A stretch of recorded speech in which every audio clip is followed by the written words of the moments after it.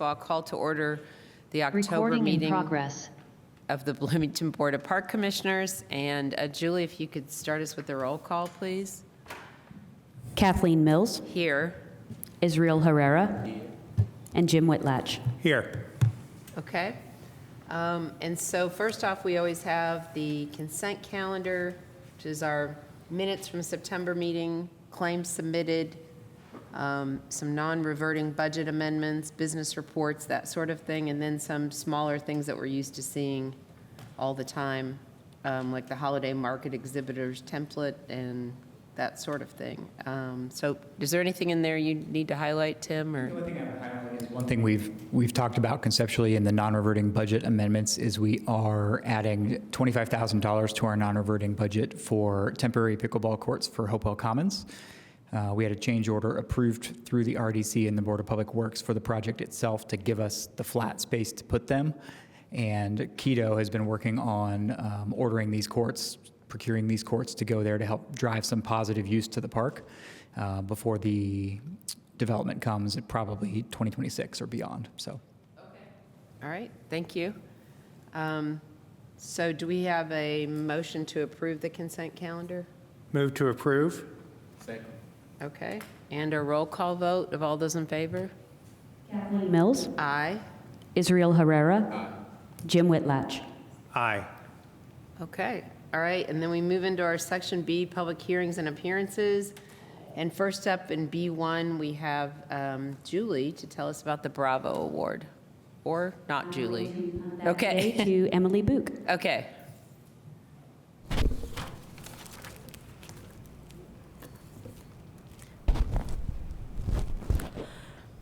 All right, good afternoon, everyone. I'm Emily Book, Community Relations Coordinator, and I would like to recommend Ted Kunkel for the October Bravo Award.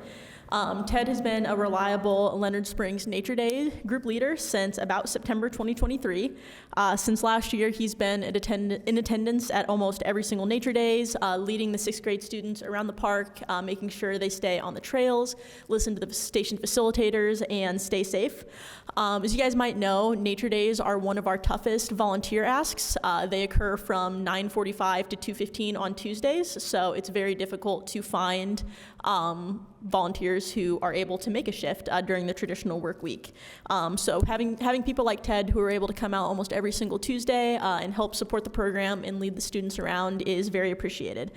He even helps us out a little extra by walking. He lives close enough to walk, so we don't have to park an extra car with the limited parking there. But no, very thankful for Ted and all he's done for us.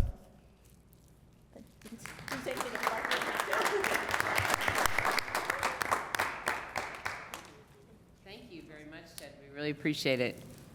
The umbrella very appropriate for the day. Yes, The umbrella that you the have. umbrella. You need it, yes. Yeah. All right, thank you. And then next up, we have 3 staff introductions. The first one is Cody Martin, Sports Coordinator. How are we? My name is Cody Martin. I'm the new Sports and Facility Coordinator for the Sports Division of Parks and Rec. I'm housed at the Twin Lakes Rec Center, and I also oversee Winslow. I came here from Medora Community School Corporation, about an hour south of here, where I was athletic director and I taught PE and health for kindergarten through 12th grade. I'm from Bedford originally, so I'm very familiar with the area, and I'm just really excited to be here.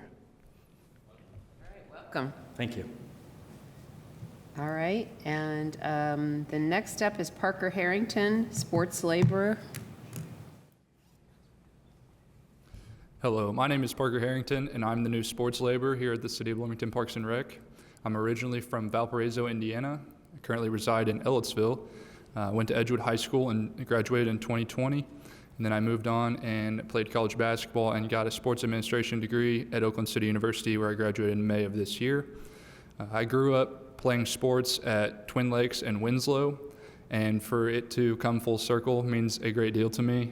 I take a lot of pride in my work. I'm super thankful for this opportunity. I'm excited to be here. Okay. We're happy to have you. Welcome, Parker. And then the third staff intro is Heidi Shoemaker, Natural Resources Coordinator.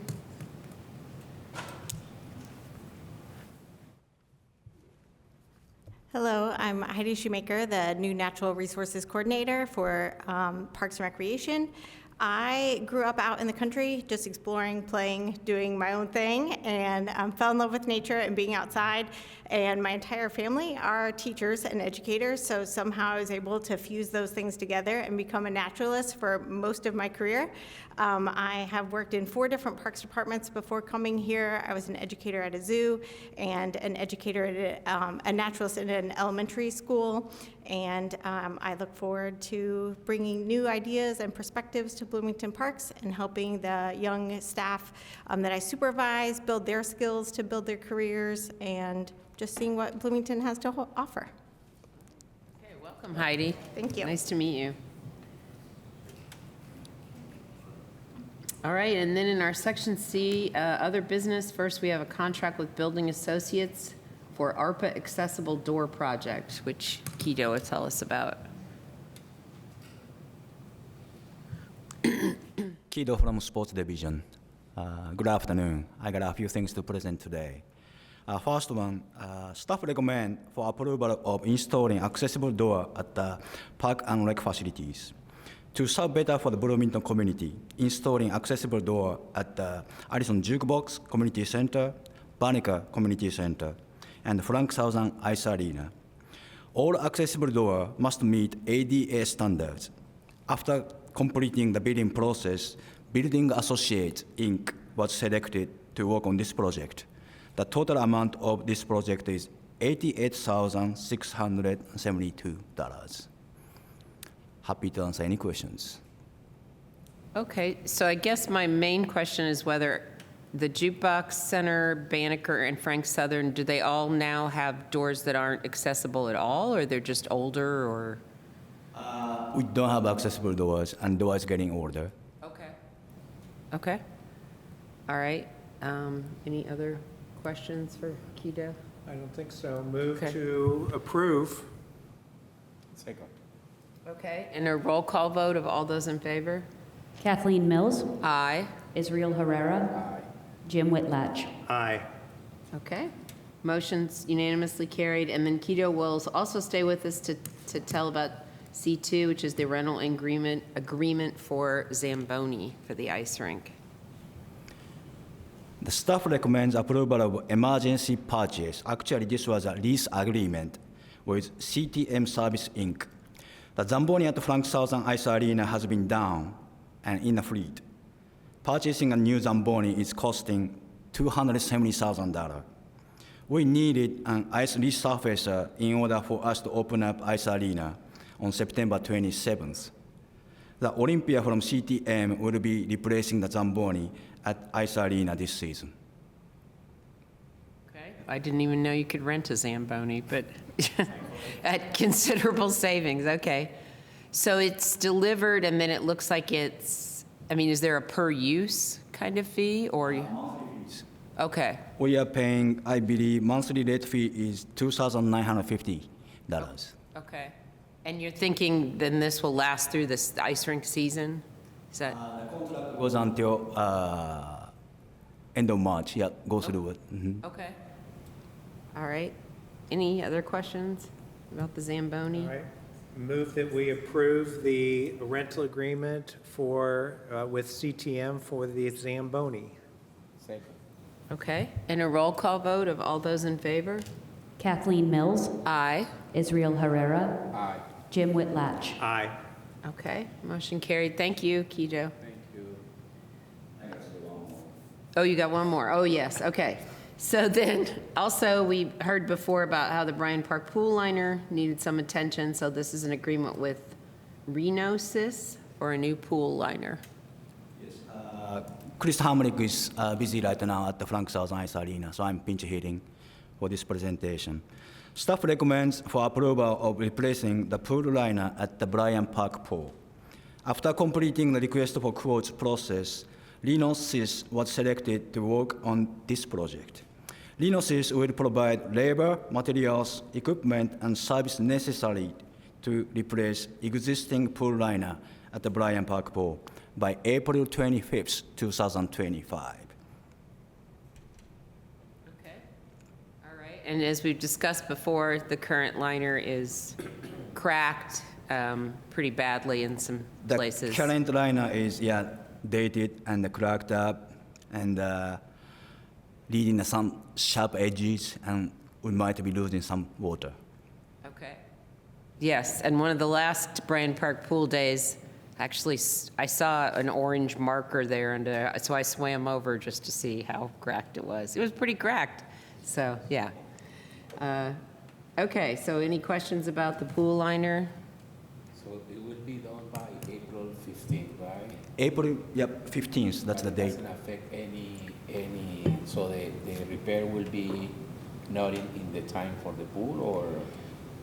Usually, we are starting putting water into the pool mid-April. So that's the reason why we put this date on the contract. Before starting the official day? Correct. How long does a pool liner typically last, do you know? 15 to 20 years. And what is it, does it make the pool any shallower when you put a new liner in it? I mean, are we continually building up the bottom, or do they take something out, or do you know? I believe they're gonna take out existing liner first, so the deeps stay the same. Okay. So is this going to be the only work for the Bryant swimming pool? Municipal liner is in good shape still. That's the reason why we are taking this opportunity to replace liner at the Bryant Park Pool. All right. Okay. Move that we approve the agreement with Renosys for Bryant Park pool liner. Second. Okay, and a roll call vote of all those in favor? Kathleen Mills. Aye. Israel Herrera. Aye. Jim Whitlatch. Aye. Thank you. Okay. Thank you, Kido. That motion is carried. And next in C4, we have an agreement with Clark's Concrete for Butler Garden stairway repair. Community event specialist, working primarily with the community gardens, and I'm here to recommend the approval of a contract with Clark's Concrete for the amount of $10,000.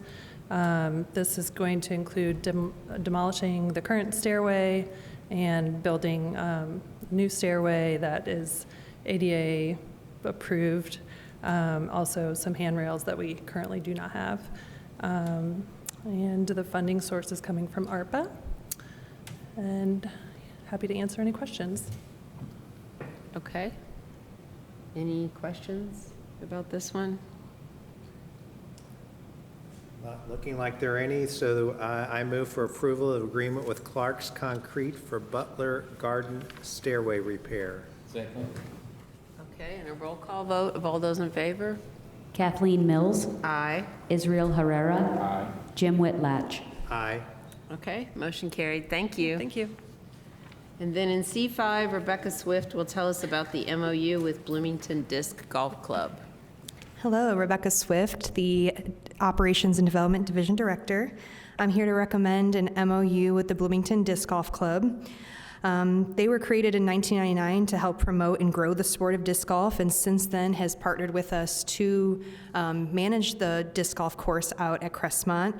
But since then, we figured we needed to get something in writing because our partnership has evolved to also include helping promote the club itself and to help promote upcoming tournaments that the club organizes, and also to just help clarify the responsibilities for both internal department maintenance and as well as kind of clarify the volunteer work days that we're organizing with the group out there. So just kind of lay it all out. They're a wonderful partner. The Crestmont disc golf course has really improved the last few years, so just hoping to continue this partnership. Happy to answer any questions. So nothing's really changing. It sounds like just putting it in writing. Yes. Okay. Thanks to the help of legal, making sure that we are clearly laying out what's an approved type of workday activity. Okay, makes sense. Is this the only disc golf club in the city parks? I think there's one at Karst, but are there any other ones in the city parks? As far as courses or clubs? Courses, I guess. Courses, there's one at Edgewood as well. Okay. So there's Edgewood, Karst, and then this one. Yeah, this is the only one within city park This is the only properties. city one, okay. One at Sherwood Oaks, too. isn't Oh, there? yeah. Yeah, An official That's course? that's a private club. private, yeah. Yeah, okay. You have to pay I was an about to say, you have to- initiation, right, initiation fee right. there. And have a caddy and. Yeah. So, sorry for this ignorance, but the disc golf is similar to the frisbee. That's what it the same, is. right? Correct. Oh, okay. Sometimes That's people what call it it is. frisbee golf. I used Yeah. to play. Don't say froth, though. I've learned that. Don't say what? They don't like that word. They don't like froth. It's frisbee golf. Frisbee golf. Yes. Okay. Okay. You've played Frisbee golf? I used to play. Oh. I used to play in Iowa. So, And they're willing to help maintain the disc golf course baskets and all of that stuff, so it's great. Okay. All right. I move for approval of the MOU with the Bloomington District. Oh, yeah. Oh, yes. You You could, yeah. If you have public comment, you can Yes. come up to them. Yes. Kathleen can call you up, but. Yeah. I thought you meant the Girl I Scouts thought wanted you to did too, and comment. I was really- I was like, wow, okay, I guess, but. No one warned me they'd be coming against, okay. Alan told me 4:30. Yes. I'm no, sorry I'm perfect. late. No, you're great. Hi, I'm a member of the Bloomington Disc Golf Club, one of the officers of the club. Hi, Tim. Good to see you. I just wanted to really come and share some gratitude with the Parks Department. The course looks as nice as it's ever been. It's been a really nice relationship, and this is just kind of like working on the enthusiasm of keeping the course up. The guys would love to be able to go and do small things, small cleanups from time to time without the assistance of the park. That being said, the relationship with Alan, with the Parks Department, has been amazing. We've had some really great cleanup days, and just wanted to really say thank you. We made some City of Bloomington signs for all of the baskets. We're going to be upgrading the baskets at the course, some refurbished baskets from the Ellettsville course, so we're trying to make that nice as well. And we just really like that park. It's a great, different sort of place for us to play. Everywhere else is sort of open field. And so just wanted to share our gratitude one more time. Thank you guys for consideration. And that's all I really had to say. So. Okay, thank you. All right, thank you. Yeah. Thanks, Rebecca, a lot. Too. thank you. Any other questions? Hard to follow that. Again, I will move that we approve the MOU with Bloomington Disc Golf Club. Second. In a roll call vote of all those in favor? Kathleen Mills, Aye. Israel Herrera, Jim Whitlatch. Aye. Okay, motion's carried. Thanks, Rebecca. And then in C6, we have an addendum with Reed and Sons for the Gateway Project change orders based on a soil issue. Yes, good afternoon, Commissioners. My name is Tim Street. I am the Parks Director here for the City of Bloomington. I have before you tonight an addendum in the amount of $11,588.41 from our bicentennial bond Series C funds for the Gateway project. This just deals with a couple issues that have come up. I found this on the web. Excuse me, my phone is starting to talk. Deals with a couple issues that have come up during construction. When they were digging out the foundation, we found some unsuitable soils, which just means we have to dig those poor soils out and replace them with gravel to be appropriate for foundations. And we also uncovered an issue with sewer risers on a manhole in the area that needed to be remedied. So this additional cost is for that. I do not anticipate any other major issues with the project. We are very close to the original budget that we set and looking to have that project completed within the next month. Okay. All right, any questions for Tim about this change order? All right, I move for approval of the addendum with Reed and Sons for the Gateway Project change orders. Second. Okay, in a roll call vote of all those in favor? Kathleen Mills, Aye. Israel Herrera, Aye. Jim Whitlatch. Aye. All right, motion carried. All right, and that concludes our Section C, other business, and we do have two reports this afternoon. First, Leslie Brenton. Tell us about the Farmers Market 50th Anniversary Master Plan, which I am looking forward to the details. Oh, good. Again, yeah, Leslie Brinson, General Manager of Recreation Services. Really here just to introduce Austin, who is going to give the presentation today. But the Community Farmers Market contracted with Austin Hofstetter of ZEC 8 Insights back in February of 2024 to conduct an evaluation study of the farmers market. The evaluation consisted of a review of existing data, benchmarking, external stakeholder engagement, and then some overarching recommendations. Over the course of the farmers market season, a committee representing park staff and 2 members of the Farmers Market Advisory Council have been working with Austin to create questions and determine our desired direction and what we were looking for to come out of this report. Austin will be providing you today with a presentation that outlines his process and recommendations that he received.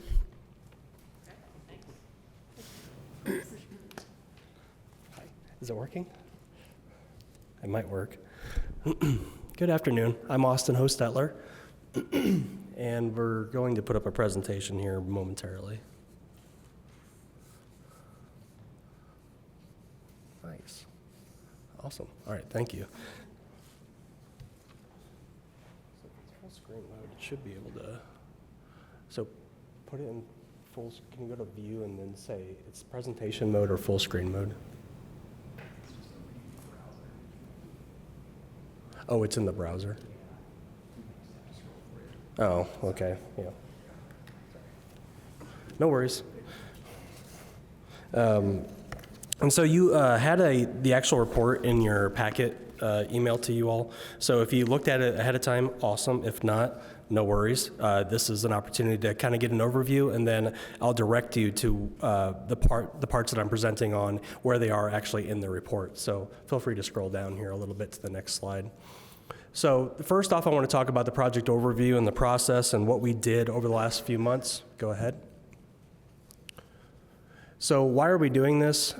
This is the 50th anniversary for the farmers market in 2024. So it's been here for a long time, and this is a good opportunity to kind of evaluate itself after 50 years. We're past COVID, which changed a lot of things for a lot of people in a lot of different industries, but especially in food commerce and shopping and behaviors, all that stuff.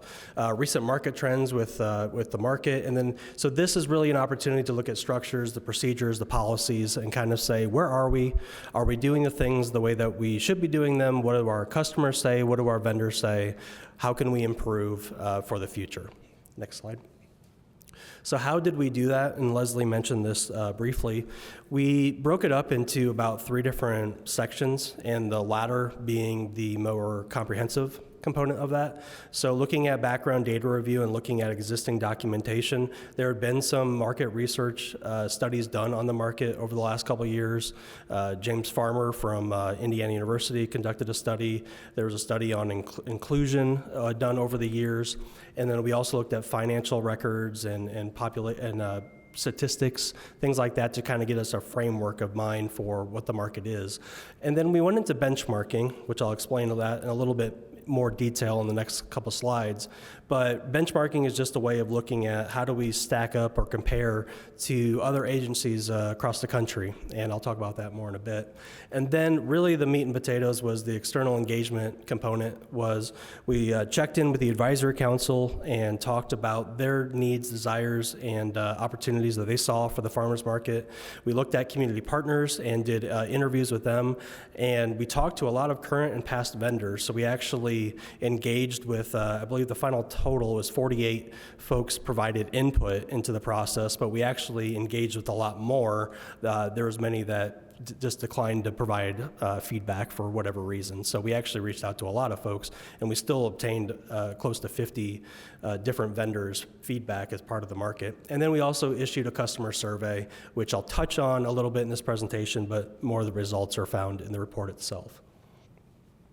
So let's talk about some findings and some of those key takeaways. Benchmarking. So including Bloomington, it was 7 agencies that were compared to each other. So Ann Arbor, Michigan, Broad Ripple in Indiana, Charlottesville in Virginia, Fishers in Indiana, Iowa City, Iowa, and then Madison, Wisconsin, which was actually a county farmers market. And in the actual report, and I put the pages up there, it's basically pages 2 through 16. So the first half of the entire report is the benchmarking results. And so you'll see a series of different tables and different metrics that were reported. But essentially what we did was we created a form with different questions, and we looked and sent those to these different markets. And we had Bloomington fill out their information first, so number of vendors, revenue statistics, how do you market the market? Like what are your evaluation techniques, et cetera. And we had those agencies fill out their responses so they could see how Bloomington filled out their responses, so they provided this input. And then we distilled all that down into a bunch of different tables, and you'll see that on pages 2 through 16 of the report. And I'd be up here for a very long time if I went through each one of those, so I'm not going to. But some of the key takeaways, farm vendors, food and beverage vendors, and artisans are the most common types of vendors, so like 3 different types of vendors. So you have your producer farm vendors, you have your prepared food and beverage kind of vendors, and then there's markets that also utilize artisans, so things like crafts and other types of things sold at the market. Seniority is a popular booth assignment process. That's something that we wanted to look at in terms of the market, was how are stalls assigned to different vendors? How do you know every week where you're going to be and set up? And a lot of the markets look at some sort of seniority-based system, and that'll come into play here in a few minutes. So for a reason why I put that up there. Cost recovery targets vary. So especially when you look at farmers markets, a lot of them are ran by parks and recreation agencies, but also a lot of them are ran by nonprofits or private groups as well. And so it's interesting to look at what are the expectations of a farmers market as a program to recover its costs. And what we learned was across the board, cost recovery targets vary. There's no one certain cost recovery target that a lot of agencies employ for a farmers market. Economic impact data largely not collected. That's the very interesting one, because you would think when you have a farmer's market, you have commerce, you have a lot of visitors, you have a lot of money kind of being exchanged. What's interesting about that is the economic impact of all that is still not largely being collected across the board in terms of these benchmark agencies. And then full-time vending discounts largely used, meaning if you have a certain day rate and your market is open for X number of days, if you took the day rate times the X number of days, you would think that's what you charge for the season. Well, a lot of agencies would actually do sort of a discount. So it's actually a reduced fee to an extent if you actually were a full-time vendor in the farmer's market. So think about like JCPenney back in the day, you're doing sales, you're doing that perception of value a little bit down. Next slide. And then external engagement. This is the other big chunk of the report, and I put the pages up there. I know my little square is currently blocking me, but this is pages 16 through like 24. And this is where we met with the advisory council. We did all the vendor communication. I actually showed up to a farmer's market on a Saturday and talked to 34 vendors in person. Actually just went around and talking to everybody. And that's also, if we didn't have an opportunity to talk then and there on the spot, we also exchanged business cards and set up time to talk outside of that. So even after the market, I had people show up saying, I'm actually not vending today, but I knew you were going to be here, but I wanted to participate. Is there a time to talk? Can I set up a meeting? And then many more declined opportunity for input. I'm just saying that because we casted a wide net when we cast out the invitation for providing input. And even talked to the previous market manager who had been the manager for 20 years, and then also issued a customer survey. Next slide. And what we discussed, and much like the benchmarking slides, I could be up here for a very long time talking about specifically what we learned and the engagement process. So I'm going to focus on the actual results of the study here in the next couple slides. But what we discussed throughout that engagement were questions like, what do you like most about the market that we need to build upon? So it's easy sometimes when you evaluate things to look at the negatives or things that you want to change, but it's no, what's going well and that we need to build upon for the future. What opportunities exist for improvement? What roles do you see the market playing within the community? What do you like most about your experience as a vendor? Where else do you participate as a vendor? And if you could change one thing about the market, what would it be? For a frame of mindset, these are the questions and the conversations we had. So go ahead to the next slide. So this is where I'm going to spend most of the time here just in the next couple minutes. So on pages 25 and 26, everything that was done is culminating in overarching recommendations, and they're broken up into two categories. One is foundational and one is visionary. So for foundational, there's essentially 8 different categories, 8 different recommendations, and each one has narrative associated with it in the report, so it has some meat on the bones. But the first one is market-to-vendor communication. So vendors desire to see more meaningful statistics related to the business of the farmers market, which I'll talk about that here in a moment a little bit more. But points of interest include customer trends, vendor participation, who's coming each week, revenue, sales trends, and the like. And just recently, the Bloomington Parks and Recreation have Placer AI as a software, and that could produce metrics that may be relevant to the market too. So it was very interesting to look at vendors when they choose to come to the Bloomington Community Farmers Market. That's a choice to not go somewhere else. So it's the business side of the market is kind of what that's alluding to, and they want to see more metrics, statistics, and that communication. Market staff training, presence, and positioning. So that's looking at the knowledge, skills, and abilities of market staff for being in charge of the market. There's a lot of different current techniques in the ever-changing market when it comes to growing and producer-only foods. And so the vendors really see that as an opportunity to continue with the knowledge base of staff about farmers markets and what really makes the food growing industry tick. Facilitating accountability. Vendors and customers desire to see enhanced accountability measures taken for those who sell at the market. So this is looking at how do we do site audits? How do we make sure that people are selling what it is they said that they're selling it in the ways that they're saying that they're producing it? How do we know what is organic versus fully organic? And there's different levels of things. And so vendors desire to see changes for some shown more accountability. Addressing the past, there was some incidents in the last 5 years that kind of shook the market a little bit, and vendors are not shy about that. And so looking at how do we move past what happened a few years ago, and then another farmers market starting within the city. And so it's just acknowledging that and addressing that and moving past it. Clarifying the advisory council's role, and so looking at how can we make that council even more helpful to us, because the vendors sometimes feel like they may not have a voice per se, but that is why the advisory council exists. And so it's just basically looking at what are those perceived or real barriers when it comes to accessing the advisory council and in their role. Point system alteration, this is where I mentioned that the seniority is a popular component of the benchmarking agencies. And so looking at how do we actually simplify the existing point system that is used to assign vendor spots and keep seniority, but also at the same time promote new vendors into the market to make sure that they have some prime spots too. So that's something that can be adjusted quickly. And then continuing to address fees, mentioning about discounts and full season discounts for full-time vendors, and then re-examining site layout, functionality, and hours. Interesting, some folks, and actually a lot of folks said that the market is open too long. And so it's open from 8 a.m. to 1 p.m., and so everybody said, can we just stop it at noon? Interesting, right? And so they said, yeah, because from a food standpoint, we have things out, and also from just the day we're traveling in, we're doing things. So actually looking at things like that in terms of the layout and the hours change.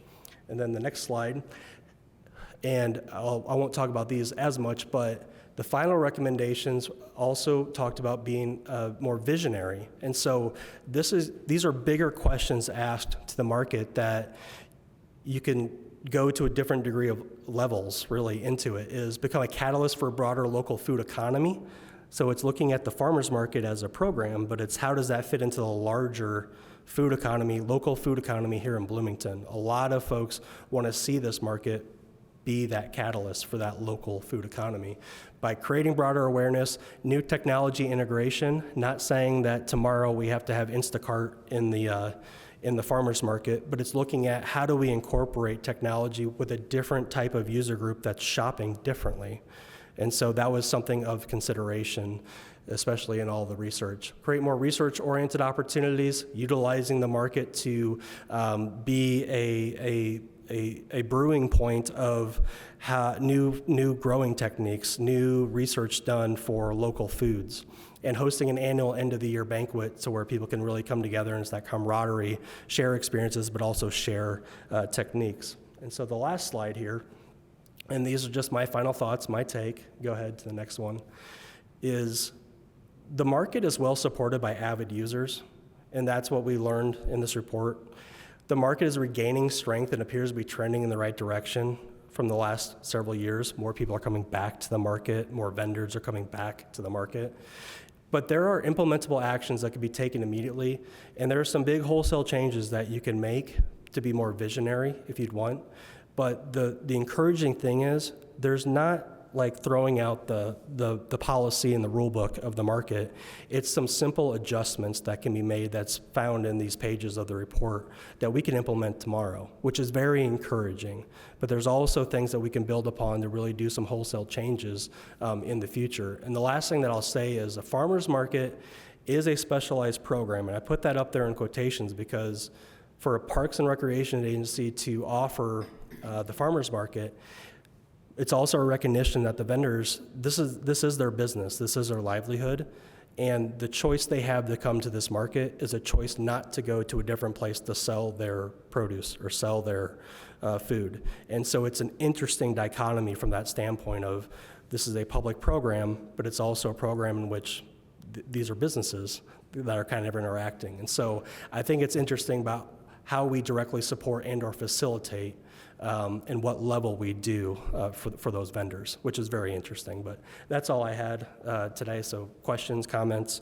I know I probably, even though I talked for about 10 minutes or so, there's still a lot of stuff I didn't really talk about in this report, so I'll be happy to answer questions. Thank you all. Questions or comments?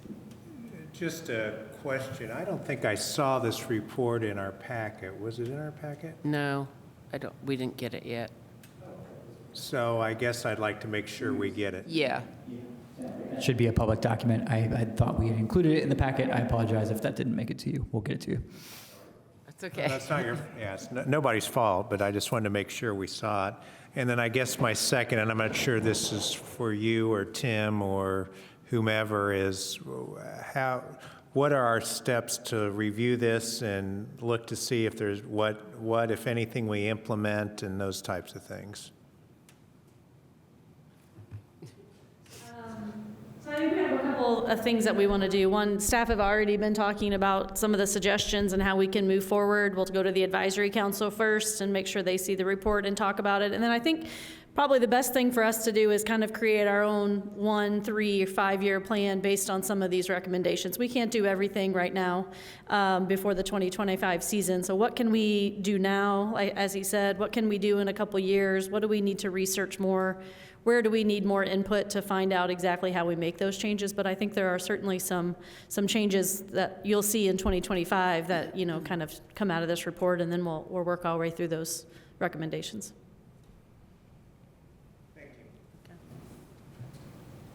All right. Yeah, thank you. Thank you for the report. Just about two things that I would like just to ask. Is one of the recommendations is to maybe incorporate a new layout for the farmers market? Oh, I can elaborate on that. So by layout, it's interesting because cars are allowed into this farmers market, which parking at the site in a lot of other markets may not be the case.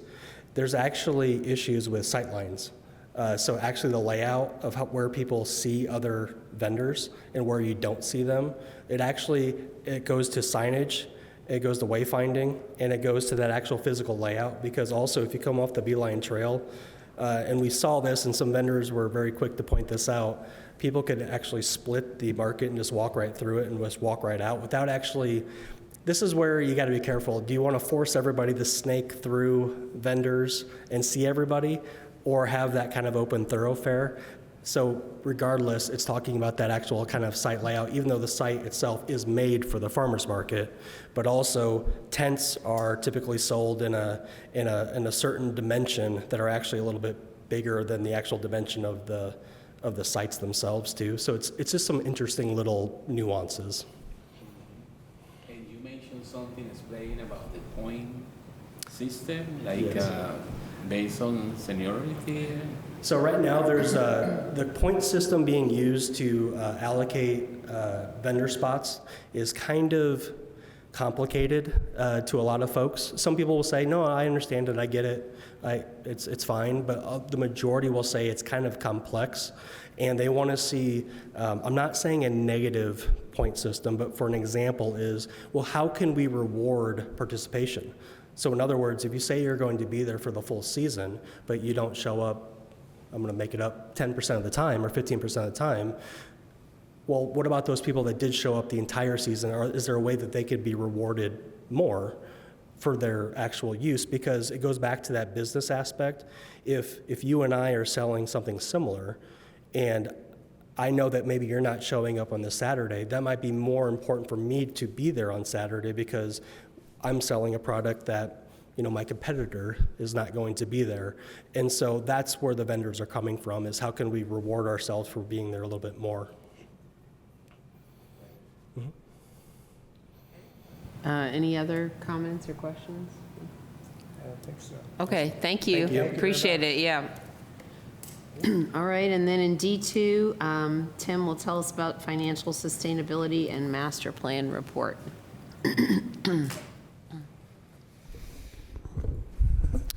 Good evening again. Tim Street, Parks Director for City of Bloomington. I just want to share a little bit with the board tonight about some of the financial sustainability work we've begun a path on that we're going to be working on this winter, and how that dovetails with our master plan efforts, which we are getting ready to put together a request for proposals on that to begin at the end of this year and into the start of 2025, so we can have our new master plan approved next year. So a few weeks ago, Becky Higgins and I don't know if this is going to work. That's okay. Next slide.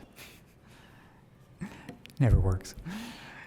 Becky Higgins and I went to a financial sustainability for parks class in Cincinnati, Ohio, and it was really great. And it gave me and Becky and through us others great ideas on some things we can work on to make sure that we are financially sustainable and viable with our capital investment and equitable well into the future. We've been in a really great situation here in Bloomington the last 4, 5, even 10 years in terms of being able to build some really great new things, add some really awesome new things to our system, even going back to 2008, 2009.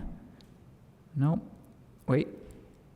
Now, see, now that says it's off. Yeah, it's not working. That's okay. I'm not stressed. So we've been able to add some really great things to our system. I mean, going back to 2008, 2009, starting with the Beeline, we've added Switchyard Park, we've added bicentennial projects, we're adding Hopewell Commons. These are all great and wonderful additions to our community. But as mentioned in our budget presentation for general fund next year, we also have a lot of facilities that are aging and in need of attention. And just this evening, you approved the expense of the pool liner coming from a city capital bond next year that will be critical to the success of that pool going forward. I talked about sports facilities capital plan. That's part of a lot of this as well.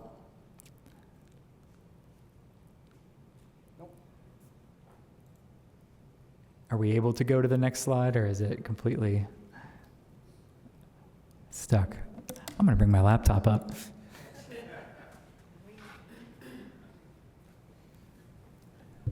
I rely on it for my notes. So basically from from this class and from conversations we've already begun with staff, some things we're going to work on this winter, our need is to really ensure the long-term financial sustainability with appropriate capital investment in our existing facilities, parks, trails, and programs, and to have that investment really be guided by policy and focus on the essential functions of the department. So some action steps coming up. There we go, one more. Thank you so much, Kelly. I appreciate it. Action steps coming up will be, one, we've got a lot of policy work going on right now. Our policy manual is great and thorough, but we're spending some needed time in it right now with, thanks to Leslie, who's helping out a lot, looking at things that have been added over the years, cross-checking them, consolidating them. We've got a group looking at our behavior policies right now, our sponsorship and advertising policy. This will be coming up next month. I'm getting ahead of myself, though. Let me get just through our action steps. We're going to create service categories to update our cost recovery model. We're going to solicit and contract for our master plan. We're going to do, and have already started, some new internal data analysis. We're going to bring the same financial training that Becky and I just went to here to Bloomington for our parks employees and for other members of Indiana park municipalities to come do the training, and then obviously completing and executing our master plan. So number one, I started to get ahead of myself here and talk about updating policies. So the behavior policies I mentioned are in progress right now. We'll probably see those next month or December. I want to create a new financial sustainability policy for the department, incorporating a couple of our older policies, bringing them into one thing, looking at our capital investment, guiding our social equity of how we invest our money, and working on our partnership policy. That's something I've talked about with the board before in our work session this summer. We have not gotten quite to updating that partnership policy the way I want to yet, but that's going to be part of our efforts comprehensively this winter, making sure we're truly calling partnerships, things that are reciprocal in nature. Otherwise, sometimes I think we may have partnerships now that are truly just more rental agreements or facility agreements. And also updating behavior policies and sponsorships and advertising. That'll be coming.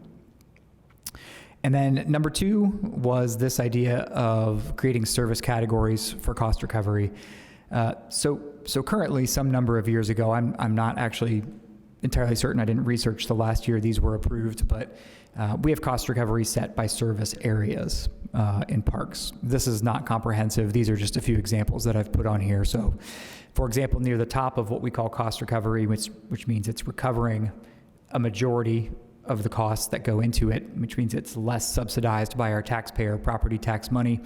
We've got things like the Twin Lakes Rec Center and Cascades Golf, things that are perceived to be more individual benefit that are not just the open public space that we're providing to everybody equally, right? The things that we subsidize entirely with our tax base. And then in the middle, we've got some things like the Frank Southern Center. We actually have a higher cost recovery set for Bryan Pool than Mills Pool. Community events, that's another service area that has a lower cost recovery, but still some, despite the wide range of types of events you might have in community events. So for example, something like the 4th of July parade, that is something that is 100% open, accessible to everyone in the community. There are no real barriers to attending other than maybe some transportation, versus something like Skate and Scare, which is coming up this weekend. Good plug for that as well. But that is obviously people are paying a certain amount of money to get into something like Skate and Scare, because there is a more individualized benefit barrier to entry there. So one thing I really love from this training that I want to work towards is, instead of having just these service areas, is working towards service categories. And that would be, instead of organizing our cost recovery by area, by where something happens to be, it's organizing it more by category of what it is. So at the top of our cost recovery, and again, these are examples, we're going to work with staff and potentially Park Board to approve these categories that we come up with. I was told that a lot of departments that have moved to this model have anywhere from an average of 9 to 15 different service categories that they're using. But it allows us to break down by the type of it is, instead of just where it's occurring. So, retail and concessions, reasonably, we should be expecting to have more than 100% cost recovery on things like that. We want to be making money when we're doing retail and concessions. Rentals, we want to be covering a lot of the costs of providing rentals because that's a private event, a private benefit. Down at the bottom, which is really our 0% recovery, are things like just providing our public open space, trails. The original reason why Parks and Recreation departments were brought into existence in the first place with things like Boston Common. So we're going to move towards that model. That's something we're going to work on this winter. And this is kind of how that fits together, where we've got our service categories, where, the more common good they are to the left, the lower the cost recovery is. The more individualized they are, the higher the cost recovery to the right. That's really the same thing.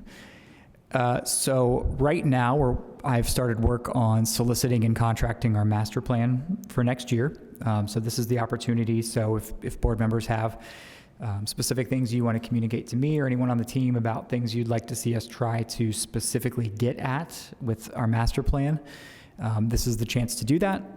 One of the big things I really want to focus on is a community needs assessment, and that is different from community wants. I hear community wants every day, and sometimes it's hard to determine what's a want and what's a need. And we can rely on some of our engagement methodology with the master plan to help us with that, and as much to help us say yes to things, to also help us say no to things. So that would involve statistically representative surveying of the Bloomington community. I think that's really important for us to have that as a baseline. And then also equitable engagement with user groups. So talking to our soccer groups and hockey groups and all of these different groups about, what it is they're interested in and what their hopes and dreams are and how we can best partner with them. But I think those are two halves of engagement that are really important. And then conducting a pretty thorough program and facility evaluation. How are our programs performing?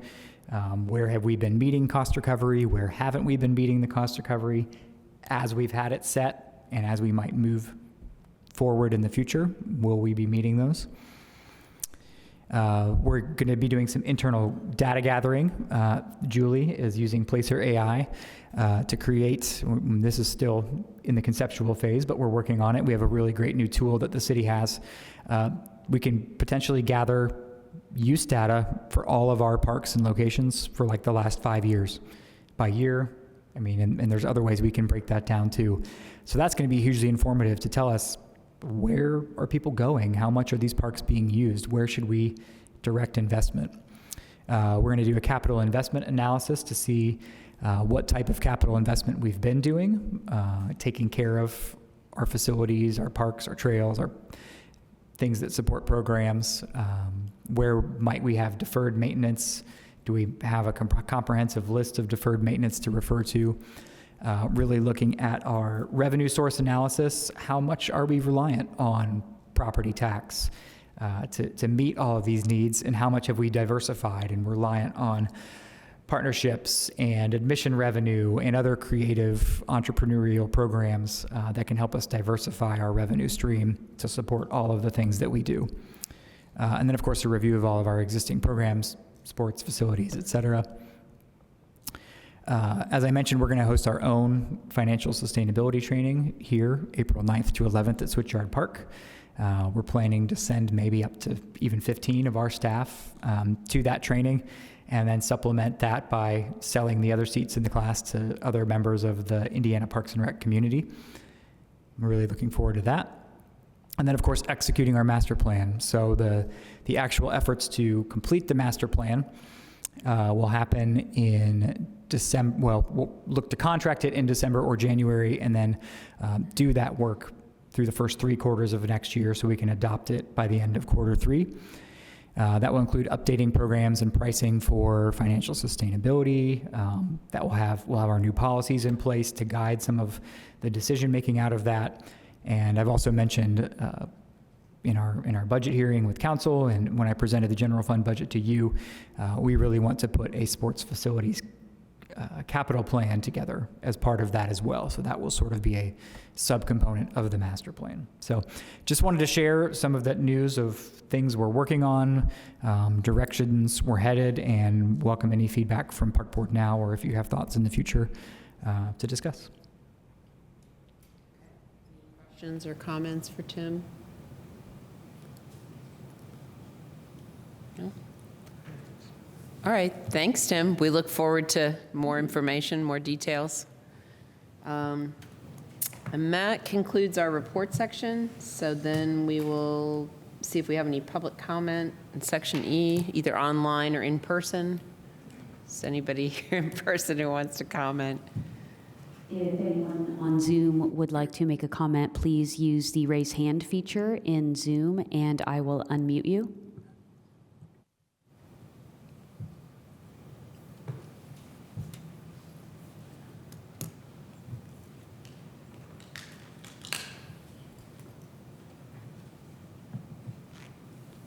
There are no raised hands. Okay, thank you.